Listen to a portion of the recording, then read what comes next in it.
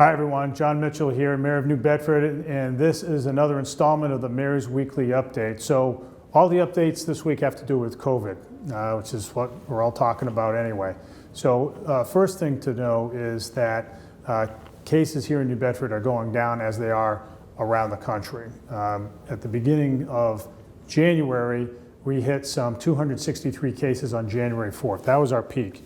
We've come down very steadily since then in the last 2 months, such that this week we averaged just a little over 20 cases a day. And so that's a pretty significant drop, more than 90%. And so that's encouraging.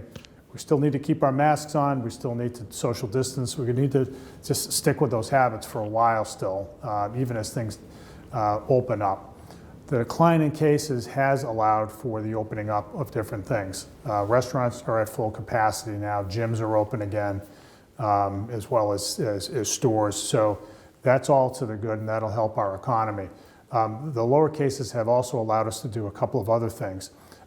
We have gone to full in-person learning in our school system, just as we talked about last week. New Bedford is the only one, has been the only one of the 10 largest school districts in the state that has been in hybrid learning the full year, which is a combination of in-person learning and remote learning. Now, starting with our elementary schools, we're going to full in-person learning. So we'll bring all the kids back, except for the ones who want to remain remote, and that's just something that families can do if they'd like. Nursing home visitation restrictions have also been loosened. We had some pretty strict visitation restrictions in place for a while for reasons that we're well familiar with now, just to protect the most vulnerable of our residents in the city who happen to be in those places. And so now, because vaccinations have worked their way through those facilities, we're able to loosen up the restrictions for those facilities that are 2 weeks out from their second dose. That's what the Centers for Disease Control recommends. So that's something that I know a lot of families have been waiting for, and so that's happening now.